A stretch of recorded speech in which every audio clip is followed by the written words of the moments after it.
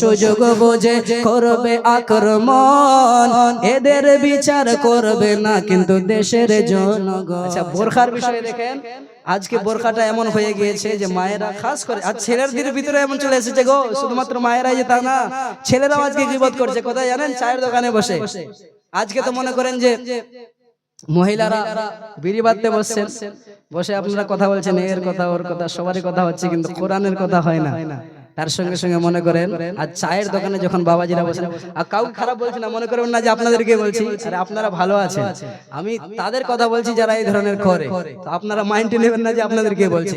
তো চায়ের দোকানে কিছু এমন লোক আছে যিনারা বসে শুধুমাত্র গুজব, কি মৌলভী সাহেব আমাদের ভালো না, মৌলভী সাহেব যদি চশমা পরে গ্রামে বের হয়ে যায়, মৌলভী সাহেবের নজর ভালো নাই।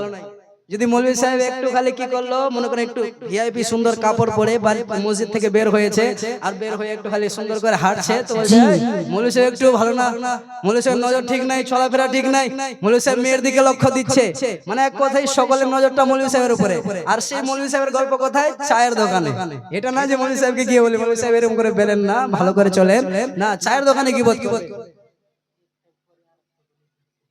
আচ্ছা আচ্ছা, ইনশাআল্লাহ হবে। তো শুনেন, লাস্ট গজল যেটা বলতে চাইলাম ওটা বলে শেষ করব ইনশাআল্লাহ, কিন্তু তার সঙ্গে শুনেন কথাটা। তো এবার আমরা আজকে গীবতে কেমন মগ্ন হচ্ছে, আর গীবতের আযাব কত আছে জানেন? আল্লাহুস সামাদ, একজন আল্লাহর বান্দা নিজের বোনকে দাফন করে নিজের বাড়িতে ফিরে আসলো গো, আর আসার পরে সেই জন্য নিজের পকেটে খুঁজছে, তার পকেটে বাটুয়াটা নেই, তার টাকার পার্সটা নেই। যখন খুঁজে পেল না, বাড়িতে খোঁজাখুঁজি করলো, তার বোন ইন্তেকাল করেছে, বাড়িতে খোঁজাখুঁজি করলো, পেল না যখন কিনা, তো তার জন্য খেয়ালে আসলো হয়তো আমি যখন কবরে আমার বোনকে নামিয়েছিলাম তখন হয়তো পড়ে গিয়েছে, গিয়ে দেখে আসি। তো এবার তার বোনকে দেখার জন্য, তার বোন কিন্তু নামাজি ছিল, তার বোন কোরআন শরীফ তেলাওয়াত করতো, রমজান মাসে রোজা রাখতো। এবার যখন গিয়েছে কবরে দেখার জন্য যে কবরের ভিতরে ফেলে দিয়েছে কিনা, তো কবরে মাটি দিয়ে দিয়েছে, নিজের বন্ধুকে নিয়ে গিয়েছে, যাওয়ার পরে নিজের কবর, সেই কবরটা নিচের দিক থেকে মাটি সরাচ্ছে। এবার মাটি সরিয়ে দেখছে কি সেই কবরের ভিতরে দাউ দাউ করে আগুন জ্বলছে, কবরের ভিতরে দাউ দাউ করে আগুন জ্বলছে। যখন ভাই এই দৃশ্য দেখেছে, নিজেকে আর আটকাতে পারে না, আল্লাহ সেই ভাই যেন দৌড়াতে দৌড়াতে নিজের মায়ের কাছে এসেছে, আর বলতে লেগেছে, মা, আমার বোন তো নামাজি ছিল, আমার বোন তো রোজাদারিনী ছিল, আমার বোন তো কোরআন তেলাওয়াত করতো, আমার বোনের কবরে আগুন কেন জ্বলছে? নিজের মাকে জিজ্ঞাসা করছে, মা কেন, কারণটা কি? এবার তার মা যেন বলতে লাগলো, বেটা রে শোনো, তোমার বোন ঠিকই ছিল, ভালো রাস্তায় চলছিল, কিন্তু তোমার বোনের ভিতরে একটা খারাপ জিনিস ছিল। কি? তোমার বোন কি করতো? যখনই সকালবেলা উঠতো, নিজের ভালো ভালো কাজ করে গ্রামে বের হয়ে যেত, ওর দেয়ালে কান লাগিয়ে থাকতো যে কি গল্প করছে শুনে। আর গল্প শুনে কি করছো? শুধুমাত্র চুপ না, গল্প শুনে এর কথা ওর কাছে, ওর কথা ওর কাছে, ওর কথা ওর কাছে, এরকম করে বেড়াতো, যার কারণে আজকে তোর বোনের কবরে আজকে আগুন জ্বলছে। তো আজকে আপনি কোথায় আছেন আর আমরা কোথায় আছি? আল্লাহুস সামাদ, এই গীবত থেকে ফিরে আসতে হবে, সেই রূপ চুগলি থেকে ফিরে আসতে হবে। তাই তো কবি কি বলছেন? বুরখা পরে চলো মা বোন সদা সর্বদাই, ঈমান আমল সব হারাবে চললে বেগানায়। মা বোন ঈমান আমল সব হারাবে চললে বেগানায়।